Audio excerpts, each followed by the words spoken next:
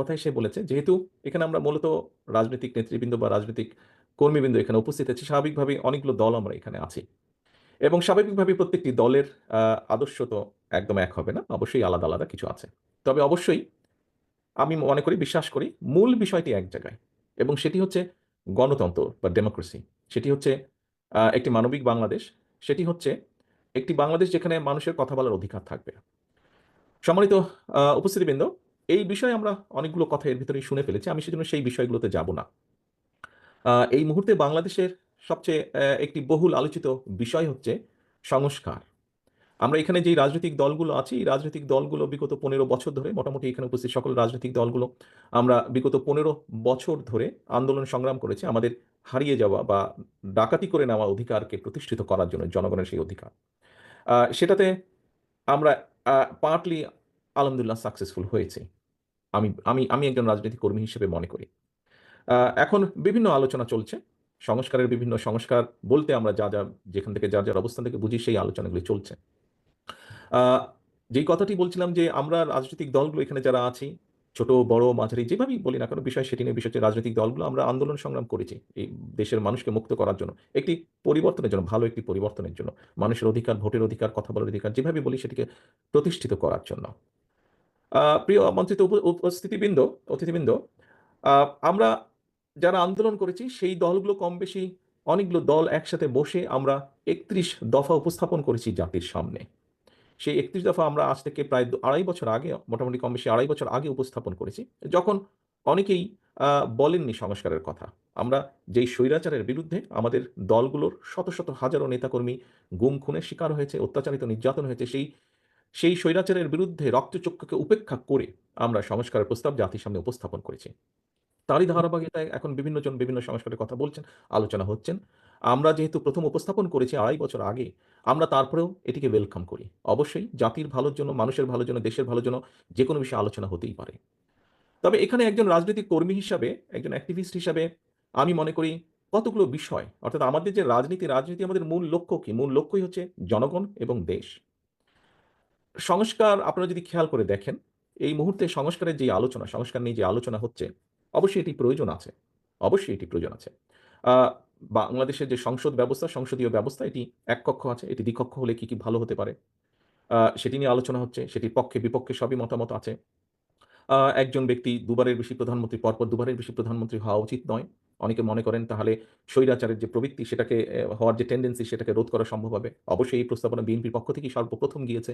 এটি নিয়ে আলোচনা হচ্ছে, হয়েছে। তত্ত্বাবধায়ক সরকার ব্যবস্থা নিয়ে আলোচনা হচ্ছে, হয়েছে। আমরা বলেছি আমরা ইনশাল্লাহ জনসমর্থন পেলে, সরকার গঠনে সক্ষম হলে বিএনপি এই কাজগুলো করবে, যেগুলো জনগণের চাহিদা সাংবিধানিক দৃষ্টিকোণ থেকে। রাষ্ট্রপতি, প্রধানমন্ত্রীর ক্ষমতার ভারসাম্যর বিষয়ে আলোচনা হচ্ছে, হয়েছে, প্রস্তাবনা এসেছে। এই বিষয়গুলো চিন্তা ভাবনা হয়েছে। কিন্তু একটু আগে যে কথাটি বললাম, আমরা রাজনীতি করি কাকে ঘিরে? রাজনীতিতে করি এই জনগণকে ঘিরে, এই দেশের জনগণকে ঘিরে। আমরা রাজনৈতিক দলগুলো শুধু এইগুলার ব্যাপারে প্রস্তাবনা দিয়েছি। দেওয়াটাই উচিত, দেওয়াটাই স্বাভাবিক। কিন্তু কেন আমরা রাজনৈতিক দলগুলোর অবস্থান থেকে আরো কিছু বিষয়ে প্রস্তাবনা উপস্থাপন করছি না? আমি তো মনে করি একজন রাজনৈতিক কর্মী হিসাবে যে সমান গুরুত্বপূর্ণ ক্ষেত্র বিশেষে আমরা যেগুলো নিয়ে আলোচনা করি তার থেকে ২-১ টি আমি ২-৪ টি আমি আপনাদের সামনে উল্লেখ করতে চাই। ক্ষেত্র বিশেষে সেগুলো আরো গুরুত্বপূর্ণ। যেমন এই মুহূর্তে যদি আমরা পত্রিকা খুলি, পত্রিকায় আমরা টেলিভিশনের পর্দায় পত্রিকার পাতায় কি দেখি আমরা? আমরা দেখি নিত্য প্রয়োজনীয় দ্রব্যের বা নিত্য প্রয়োজনীয় যেকোনো জিনিস, সেটি খাবার জিনিস হোক, পোশাক-আশাক হোক, যেটাই হোক, মানুষের যেটা নিত্য প্রয়োজনীয় বিষয়, সেটি নিয়ে কি পরিমাণ কষ্ট যন্ত্রণায় আছে এই দেশের অধিকাংশ মানুষ। আমরা কেন রাজনৈতিক দলগুলো ডিবেট করছি না? যে জনগণের রায় আমার পক্ষে আসলে আমি কিভাবে এই ব্যবস্থাটাকে হ্যান্ডেল করব? কিভাবে এই ব্যবস্থাটাকে ডিল করব? আমি কিভাবে নিত্য প্রয়োজনীয় যে দ্রব্য তার মূল্য আমি মানুষের সহনশীলতা ক্রয় সীমার ভেতরে রাখবো। এখন এটিকে যদি রাখতে হয় তাহলে আমাদেরকে বাজার ব্যবস্থাকে কিভাবে আমরা সাজাবো? এটিকে যদি তাই করতে হয় তাহলে কিভাবে উৎপাদন বাড়াবো আমরা? কেন আমরা এই বিষয়টা নিয়ে আলাপ করছি না?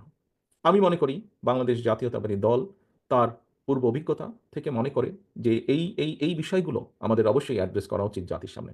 শুধু তত্ত্বাবধায়ক সরকার ব্যবস্থা, শুধু সাংবিধানিক ব্যবস্থা, শুধু ভোটের ব্যবস্থা, বিভিন্ন ব্যবস্থা সেগুলো যেরকম আলোচনা হওয়া উচিত, তার থেকে বেশি আলোচনা হওয়া উচিত বা সমান পরিমাণ অন্তত আলোচনা হওয়া উচিত। কিভাবে মানুষের এই সমস্যার সমাধান করবে? কোন দল কিভাবে করবে? প্রিয় উপস্থিতিবৃন্দ, আমি মনে করি এই আলোচনা নিত্য প্রয়োজনীয় দ্রব্যের বিষয় যেমন উৎপাদন ব্যবস্থা, বাজার ব্যবস্থা এটি নিয়ে যেরকম আলোচনা করা উচিত, এটি নিয়ে যেরকম প্রস্তাবনা থাকা উচিত।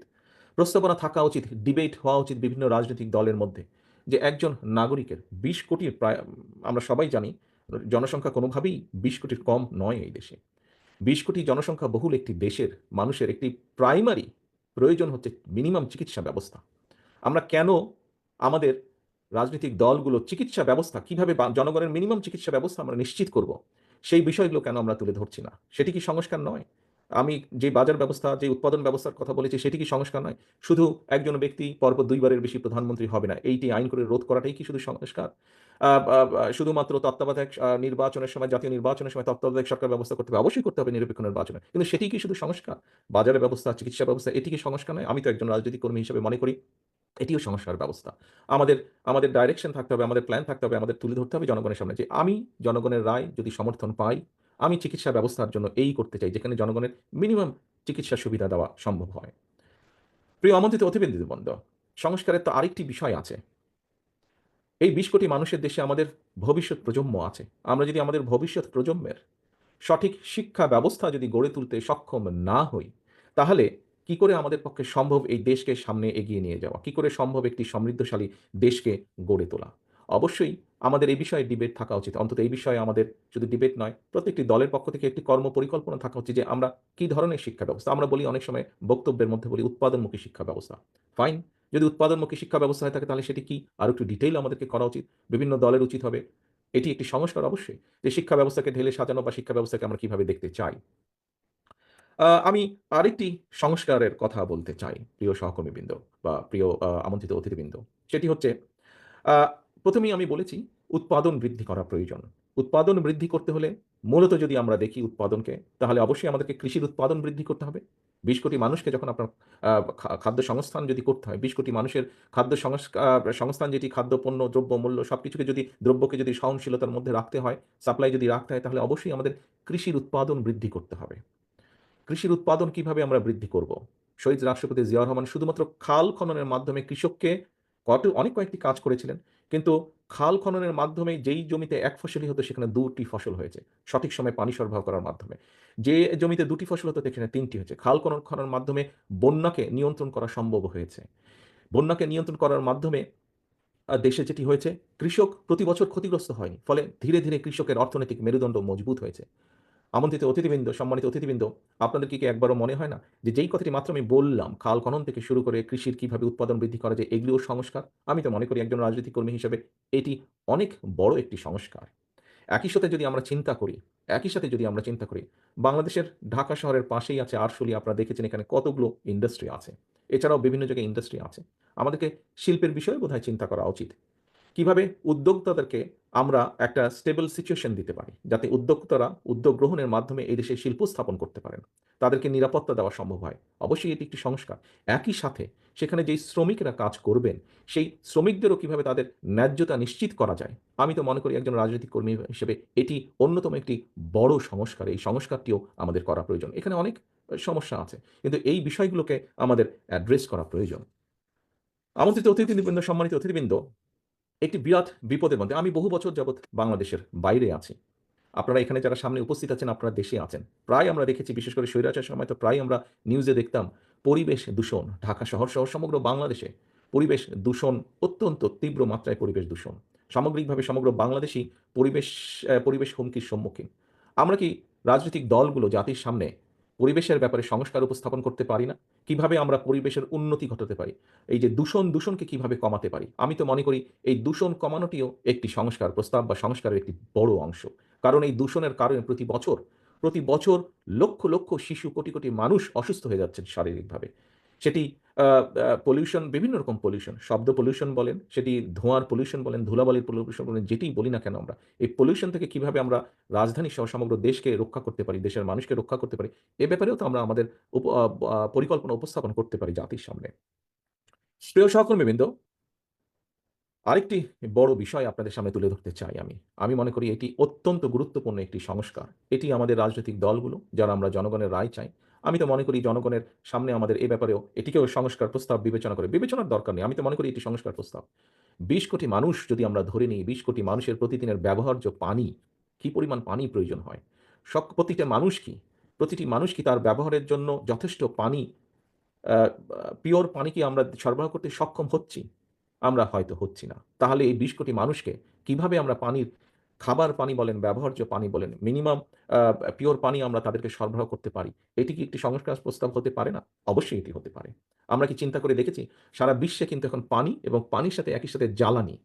সেটি জ্বালানি বিভিন্নভাবেই হতে পারে। পেট্রোলিয়াম হতে পারে, গ্যাস হতে পারে। জ্বালানি একটি ক্রাইসিস আস্তে, আস্তে তৈরি হচ্ছে সমগ্র পৃথিবীতে। ২০ কোটি মানুষের জ্বালানি ব্যবস্থা কি হবে? কি হতে পারে? কিভাবে আমরা জ্বালানি কমফোর্ট দিতে পারি মানুষকে? সেটিও তো সংস্কার প্রস্তাব আমি মনে করি এবং সে ব্যাপারেও আমাদের চিন্তা পরিকল্পনা জাতির সামনে উপস্থাপন করা উচিত। প্রিয় সহকর্মীবৃন্দ, আমাদের এই যে আপনাদের সামনে ইফতারের আর বেশিক্ষণ সময় নেই, আমি বক্তব্য বাড়াবো না। আমি এখানে উপস্থিত যারা রাজনীতিবিদ আছেন, সকলকে আমি অনুরোধ করব, আসুন জনগণের এই বিষয়গুলোর ব্যাপারেও আমরা চিন্তা করি, কথা বলি। আমাদের এই ব্যাপারেও আমাদের কি সংস্কার আছে সেগুলো আমরা তুলে ধরার চেষ্টা করি আমরা। আমরা বাস্তবধর্মী সমালোচনা অবশ্যই করব একজন আরেকজনের। কিন্তু সমালোচনা করতে গিয়ে এমন পরিস্থিতিতে যাতে আমরা এসে না দাঁড়াই, যেখানে আমরা জনগণের এই ইস্যুগুলোকে, দেশের এই ইস্যুগুলোকে আমরা অ্যাড্রেস করতে ভুলে যাব। আমাদের কাছে অন্য কিছু মুখ্য হয়ে যাবে, এগুলো গৌণ হয়ে যাবে। এটি যদি হয় তাহলে এই দেশের সম্ভাবনা সব শেষ হয়ে যাবে, নষ্ট হয়ে যেতে পারে। এবং অবশ্যই এটি আমাদের এই ঘরে উপস্থিত কারোরই সেটি চাওয়া নয়। কারোরই সেটি চাওয়া নয়। আসুন আমরা এখনই নিশ্চয়ই আমি যতটুকু জানি এখন মোনাজাত হবে। আসুন আমরা আজকে এই রমজানের দিনে রোজার সময় আমরা এই মুহূর্তে আল্লাহর দরবারে হাত তুলি। আল্লাহর দরবারে হাত তুলে আমরা আল্লাহর কাছে আ রহমত চাই। যাতে এখানে আমরা যারা উপস্থিত আছি রাজনীতিবিদ হিসেবে আমরা যাতে এই বিষয়গুলি সহ দেশ ও জাতির প্রয়োজনে যেগুলো গুরুত্বপূর্ণ বিষয়, সেই বিষয়গুলো আমরা একসাথে বসে আলোচনা করে যাতে আমরা জনগণের সেই সমস্যাগুলো ধীরে, ধীরে কমিয়ে আনতে সক্ষম হই। আল্লাহ যাতে আমাদেরকে সেই তৌফিক দেন। আল্লাহ যাতে আমাদেরকে সেই রহমত দেন। আমরা আল্লাহর কাছে সেই দোয়া চাই। আবারও আমি এনডিএমকে আজকে আমাকে এখানে আমন্ত্রণ জানানোর জন্য আন্তরিকভাবে তাদেরকে ধন্যবাদ জানাতে চাই। আমি আন্তরিকভাবে ধন্যবাদ জানাতে চাই জনাব ববি হাজ্জাজকে আমাকে আমন্ত্রণ জানানোর জন্য। সকলে ইনশাআল্লাহ সুস্থ থাকবেন, সকলে ইনশাআল্লাহ ভালো থাকবেন। আসসালামু আলাইকুম।